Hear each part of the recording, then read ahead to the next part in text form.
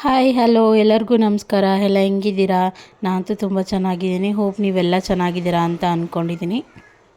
ಇವತ್ತು ಬೆಳಗ್ಗೆನೇ ಬ್ಲಾಗ್ನ ಸ್ಟಾರ್ಟ್ ಮಾಡ್ತಾಯಿದ್ದೀನಿ. ಬೆಳಗ್ಗೆನೇ ಎಲ್ಲ ಕಸ ಒಡಿಸಿ ನೆಲ ಒರೆಸಿ ಮನೆ ಕೆಲಸಗಳನ್ನೆಲ್ಲ ಮುಗಿಸಿ, ಅಪ್ಪಾಜಿ ಅಮ್ಮ ನನಗೆ ತಿಂಡಿ ಬೇಡಮ್ಮ, ರಾತ್ರಿ ಸಾಂಬಾರಿಗೆ ಮುದ್ದೆ ಮಾಡಿಕೊಡು ಅಂತ ಹೇಳಿದರು.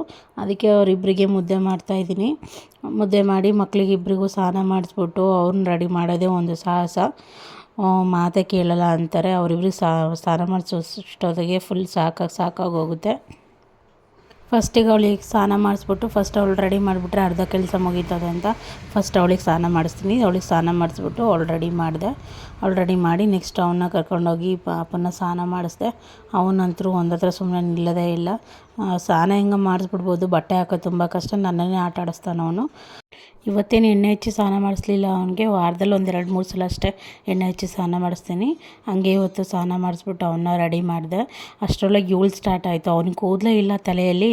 ಬಾಚಣಿಕೆ ತೊಗೊಂಡು ನಾನು ತಲೆ ಬಸ್ತೀನಿ ಅವನಿಗೆ ಅಂತ ಕೂತ್ಕೊಂಡಿದ್ದಾಳೆ. ಅದಕ್ಕೆ ಬೇಡ ಅಂತ ಹೇಳಿ ನಾನು ಬಿಡಿಸ್ದೆ. ಅವಳು ಹಂಗೆ ಏನಾದರೂ ಒಂದು ತರಲೆ ಮಾಡ್ತಾನೆ ಇರ್ತಾಳೆ ಮನೇಲಿ.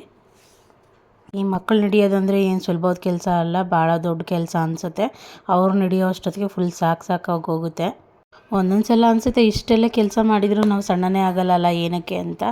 ಆದರೆ ಯಾಕಂತ ಗೊತ್ತಿಲ್ಲ.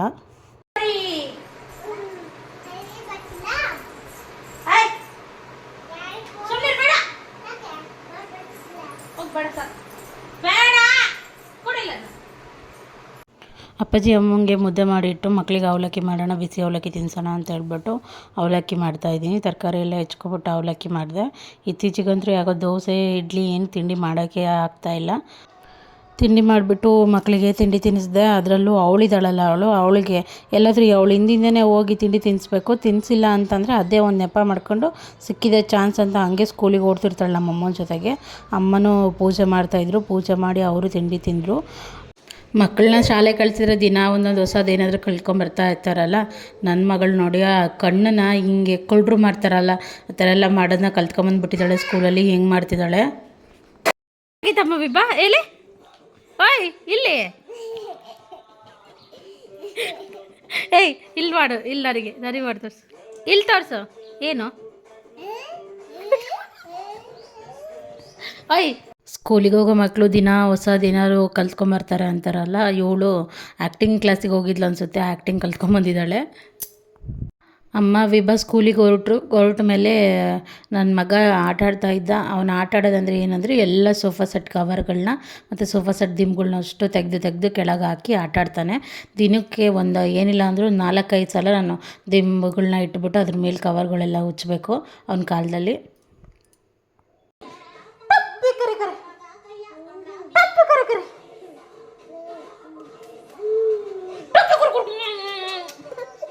ಮೌರ್ಯ ಬೆಳಗ್ಗೆ ಒಂದು 11-12 ಗಂಟೆ ಸುಮಾರು ತಿಂಡಿ ಎಲ್ಲ ತಿಂದು ಸ್ನಾನ ಮಾಡಿದ ಮೇಲೆ ಅವ್ನು ಮಲಗಿಬಿಡ್ತಾನೆ.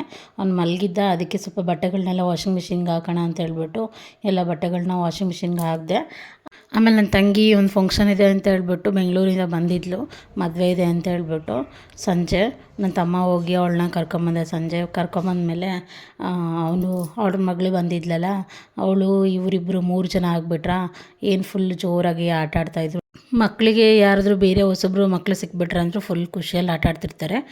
ಸಂಜೆ ರಿಸೆಪ್ಷನ್ಗೆ ಹೋಗೋಣ, ಬೆಳಿಗ್ಗೆ ಮದುವೆಗೆ ಹೋಗೋಕ್ಕೆ ಅವಳು ಹೋಗ್ತೀನಿ ಅಂತಂದ್ಲು. ನಾನು ರಿಸೆಪ್ಷನ್ಗೆ ಹೋಗಿ ಬರೋಣ ಅಂತ ಹೇಳ್ಬಿಟ್ಟು ರೆಡಿ ಆದ್ವಿ. ಅದೇನು ಫುಲ್ ಗ್ರ್ಯಾಂಡಾಗೆಲ್ಲ ಸಿಂಪಲ್ಲಾಗಿ ರೆಡಿ ಆದ್ವಿ. ಸಿಂಪಲ್ಲಾಗಿ ರೆಡಿ ಆಗಿ ಮಕ್ಕಳನ್ನ ಮೌರ್ಯನ ಅಮ್ಮನ ಜೊತೆ ಬಿಟ್ಟು ವಿಭಾನ್ನ ಕರ್ಕೊಂಡು ಹೊರಟೆ. ಇವರು ಅಂಬಿಕಕ್ಕರು ಎಲ್ಲಿಂದ ಬಂದ್ರಮ್ಮ? ಎಲ್ಲಿಂದ ಬಂದಾರ ಅಂಬಿಕಕ್ಕವರು? ಬ್ಯಾಗಲ್ ಬಗರಿಂದ. ಕೇಳಿ ಪಾಪನ ಎಲ್ಲಿಂದ ಬಂತು ಅಂತ. ಪಾಪ ಮದುವೆ ಫಂಕ್ಷನ್ ಹಾಲ್ಗೆ ಹೋಗ್ತಿದ್ದಂಗೆ ಮುಂದೆನೇ ಗಣೇಶನ ದೇವಸ್ಥಾನ ಇತ್ತು. ದೇವ್ರಿಗೆ ಮುಗಿದ್ಬಿಟ್ಟು ಅಲ್ಲಿ ಪ್ರಸಾದ ಕೊಟ್ಟರು. ನನ್ನ ಮಗಳು ಪ್ರಸಾದ ತಿಂತೀನಿ ಅಂತ ಹೇಳ್ಬಿಟ್ಟು ಪ್ರಸಾದ ಇಸ್ಕೊಂಡ್ಳು. ಇನ್ನು ಸ್ಟಾರ್ಟಿಂಗ್ ಹೋಗ್ತಿದ್ದಂಗೆ ನಮ್ಮ ಮಾವ ಸಿಕ್ಕರು. ಅವರು ಸ್ವಲ್ಪ ಲಾಸ್ಟ್ ಟೈಮೆಲ್ಲ ಸಿಕ್ಕಾಗ ನನ್ನ ತುಂಬ ರೇಗಿಸಿದ್ರು. ಅದಕ್ಕೆ ಈ ಸಲ ನಾನು ಅವ್ರನ್ನ ರೇಗಿಸೋಣ ಅಂತ ಹೇಳ್ಬಿಟ್ಟು ಸ್ವಲ್ಪ ರೇಗಿಸಿ ಎಲ್ಲ ಕಾಮಿಡಿ ಮಾಡಿಕೊಂಡು ಹೋದ್ವಿ. ನನ್ನ ತಂಗಿ ಅಂತೂ ಫುಲ್ ಖುಷಿಯಲ್ಲಿ ವ್ಲಾಗ್ ಮಾಡ್ತಿದ್ದಾಳೆ ಅಕ್ಕ ಅಂತೆಲ್ಲ ಹೇಳ್ಬಿಟ್ಟು ನಕ್ಕೊಂಡು ಹೋಗ್ತಾಯಿದ್ಲು. ಏನಮ್ಮ ನಿನ್ನ ಹೆಸರು? ತಿಂದೆ ಬಿಸಾಕ್ದ್ಯಾ?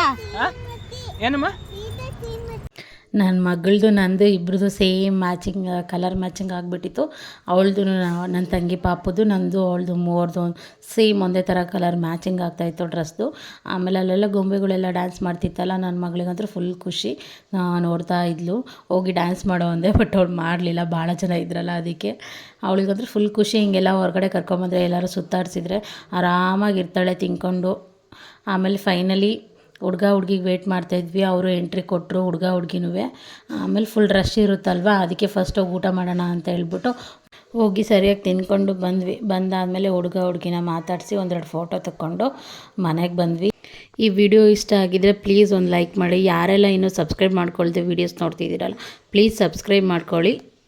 ಮುಂದಿನ ವ್ಲಾಗಲ್ಲಿ ಸಿಗ್ತೀನಿ. ಅಲ್ಲಿವರೆಗೂ bye, take care, thank you for watching.